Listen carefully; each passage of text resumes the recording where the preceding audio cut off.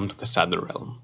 Today I'm going to showcase my Phantom Knights deck profile that went undefeated in my locals. And if you enjoyed this video, don't forget to like, comment and subscribe for more videos like this. Now, with no further ado, let's dive right into the deck profile. We'll start things off with the best card in the deck, the Phantom Knights of Thornscales. This card is an amazing starter and also a great extender. With its first effect, we can discard a card from our hand, so we can send another Phantom Knights card to the graveyard. Also, if another Phantom Knights card in your graveyard is banished while this card is in your graveyard, you can special summon this card but banish it when it leaves the field. Then, we're playing 3 copies of the Phantom Knights of Silent Boots. We can special summon this card when another Phantom Knights card is on the field. Also, we can banish it from the graveyard in order to search for a Phantom Knights spell or trap card. Usually searching for Phantom Knights Rackambantic Force or Phantom Knights Fog, we want to see this card in our opening hand, so we can play less than 3 copies. I also play double copies of the Phantom Knights of Ancient Cloak, 1 copy of the Phantom Knights of Ragged Gloves, and 1 copy of the Phantom Knights of Stained Greaves. Phantom Knights of Ancient Cloak allows you to banish it from the graveyard in order to search for another Phantom Knights monster. Phantom Knights of Ragged Gloves allows you to banish it from the graveyard in order to send another Phantom Knights card to the graveyard. You can special summon Phantom Knights of Stained Greaves when another Phantom Knights card gets special summoned to your field. Also, you can banish it from the graveyard in order to special summon a Phantom Knights monster from your hand. That wraps up the PK package. Next, I play 3 copies of Tour Guide from the Underworld. The card is an amazing starter for the deck. But the main drawback with this card is the fact that if you don't have another extender in your hand, you are susceptible to Ash Blossom and you have no follow-up after that. That's why Called by the Grave is essential in this deck, and also level 3 extenders can help a lot. And speaking of level 3 extenders, Kagemucha Knight is the best extender in the deck. When you normal summon a monster, you can special summon the card from your hand. This card can work great with Tour Guide from the Underworld. Since Kagemucha Knight activates as Chainlink 2, it allows the Tour Guide from the Underworld effect to always resolve, leaving no opportunity from your opponent to use Ash, meaning Tour Guide and Kagemucha Knight can be the best cards you can have in your opening hand. Next, we're playing a small BA package. We play a single copy of Seer of the Burning Abyss and Graph of the Burning Abyss. We usually send Graph with the effect of Cherubini in order to special summon Seer from our deck. Also, Graph is the monster that you usually special summon with the effect of Tour Guide from the Underworld. Next, let's see our level 3 extenders package. We play 1 copy of Psychic Wielder, 1 copy of Psychic Striker, and 1 copy of Edgem Sabers. The first 2 cards get special summoned if you control level 3 monsters, while Edgem Sabers can be an amazing card in the deck. If we happen to open Red Ice Fusion, we can use the effect of Edgem Sabers to put it on the top of the deck and special summon it on our side of the field. It is also a Fiend monster, that means it's a target for Tour Guide. Our last level 3 extenders is Danger Tatsunoko and Danger Jackalope. Since we usually want to see our cards in the graveyard, their effects of discarding random cards can be very beneficial, while also bringing a level 3 body on the field. And if we don't want to take chances, we can discard them with the effect of Thornscales. And the last 2 monsters we play is Dark Magician and Red Ice Black Dragon. These are the 2 necessary cards we have to play in order to run Dragoon, but we can always return them to the deck with the effect of Edgem Sabers. I also run 3 copies of Nibiru the Primal Pink. This can be an amazing hand drop, especially against decks like Prankids and Dragonlink. In the right moment, this hand drop can end your opponent's turn, or force them to make a subpar board that you can break on the following turn, and you have the right tools to do so. I'm also playing 3 copies of Ash Blossom and the Joy Spring. This is an overall great hand drop, and also is a level 3 that really matters for the deck. If you have Kagemucha Knight and no other PK or PA cards you can use here to combo off. Now let's jump into the spells. I'm main decking 3 copies of Twin Twisters. The reason I'm playing this card over Cosmic Cyclone is the fact that your deck usually loses to Lancia, and if your opponent uses Lancia against you, you want to have a card that will always resolve. Also, it can destroy problematic cards like Shadow's Schism and Pandemonium in the standby phase before your opponent has the opportunity to activate them. Also, sending a card for cost can be very beneficial for the deck. Next, we play 1 copy of Rank Up Magic Force, Emergency Teleport and Red Ice Fusion. Emergency Teleport can bring out any level 3 Psychic extender from the deck, so we can continue with our plays. Since we run the Dragoon package, Red's Fusion is needed in the deck.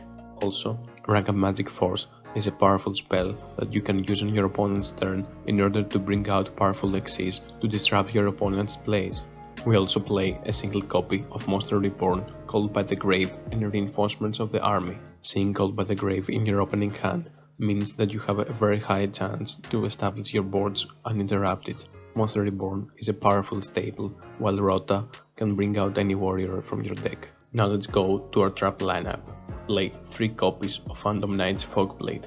This can be an amazing disruption and adds an additional layer of security in our boards, since it can negate any monster effect, while also preventing that monster from attacking. And on top of that, we can banish it from the graveyard in order to revive back a PK. Phantom Knight's Sword's second effect is the same as Fogblade, while its first effect gives an 800 attack boost to a monster and prevents it from being destroyed from the battle or card effect. Also, we can use it to Appaloosa to give her an additional negate. Now let's jump into the extra deck. We play a single copy of Rusty Bardis. Once per turn, it can send a PK card into the graveyard to set a PK spell or trap card. Also, when a Dark Xyz monster is special summoned to a zone it points to, it can destroy a card on the field.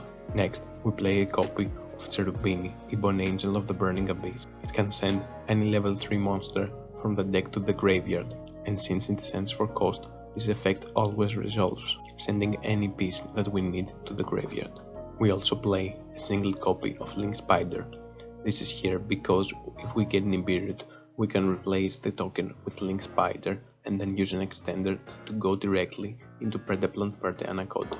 And speaking of it, we play a single copy of Predaplant Verte Anaconda. Getting access to Dragoons is really essential in the deck that lacks any spell or trap negates. The card is essential in this deck.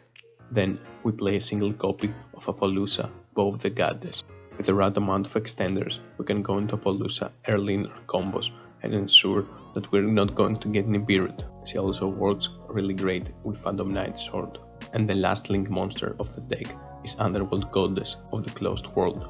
This is a really powerful card that can link away your opponent's powerful threats and allows you to continue with your combos. From my personal experience, this card can catch many people off guard because no one expects it in your deck, linking away even unaffected monsters. Moving on to our Xyz package, we have Leviera, the Sea Dragon, and 2 copies of Breaksword. Leviera can special summon our banished resources and helps us grind further. On the other hand, Phantom Knights of Breaksword is great for destroying cards on the field, while also being able to revive back our Phantom Knights from the graveyard as level 4, and both its effects are soft once per turn.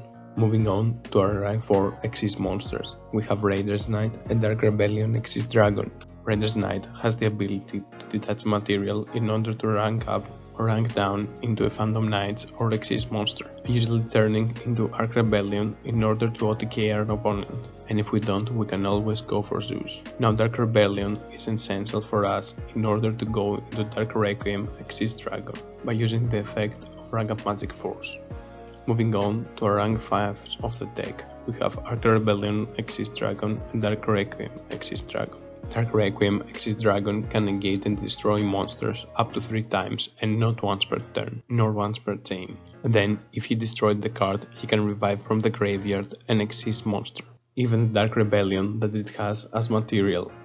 Also, you have enough bodies on the following turn to go into a link place and not decay your opponent. As for Arc Rebellion, he cannot be destroyed by card effects, and also by detaching a material he gains all the original attack of all other monsters on the field and negates their effects if it has a Dark Xyz material.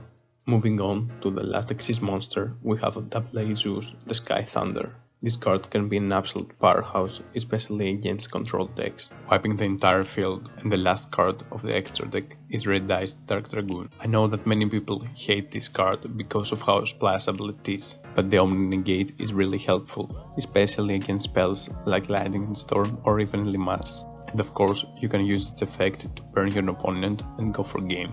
Also, keep in mind that the card acts as a contingency plan in case our boards gets wiped out by Nibiru early in our combo, using Link Spider and an extender to go into Predaplant Verte Anaconda. Now let's go into the side deck.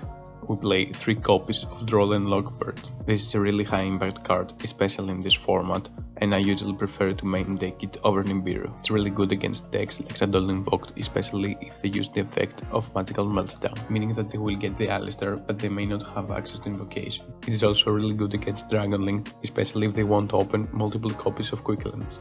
Moving on to our board breaking cards, I play 1 copy of Dino Wrestler Pancratops, and I also play 2 copies of Forbidden Droplet. If you don't have access to Forbidden Droplet, you can replace it with Dark Ruler no more. But the great benefit of Forbidden Droplet, especially in this deck, is that it can send your resources into the graveyard, giving you the option to extend even further, and it can easily deal with problematic cards. Pancratops really needs no introduction. It can deal with powerful threats and also clear your opponent's board. I highly suggest you to run this card in your side deck if you don't have it already. Now let's move on to another great hand drop. We play 3 copies of Artifact Lancia. This is another high impact card, especially in our format, that can shut down decks like Dino, Invoked, Tri-Brigade variants and so many other decks. It is also really strong, especially in the mirror match. And keep in mind that it can be used as a protective method, especially against cards like Evenly Matched or Called by the Grave. If your locals consist of many decks that rely on banishing from the graveyard, I highly recommend using this card into your main deck. Now let's move to the last hand drops of the deck. I played 3 copies of Skullmeister. This card is really great against decks that activate their effects in the graveyard. Also, it's not once per turn, so if you open multiples of this card, you don't have a problem using all of them. This card really overperforms against decks like Prank Kids that activate their effects in the graveyard, as well as Eldritch or Burning Abyss. Now let's move to the last cards of the deck. We play 1 copy of Imperial Order and 2 copies of Anti-Spell Fragrance. If you know that you're going first, you can side these cards in and protect yourself from Dark Ruler no more, or other powerful cards like Lightning Storm. Keep in mind that these cards are really powerful, especially against decks that rely heavily on spell cards, like Sadol Invoked, Dogmatica, or Fusion decks that want the polymerization spells to activate. And that basically concludes my Fandom Knights deck profile. If you enjoyed the video, don't forget to leave a like. You can also leave a comment down below about the deck profile, what you enjoyed the most. I will be probably playing with this deck at Extravaganza and let you know how well it performs. Until next time, I will see you all in the Shadow Realm. Peace.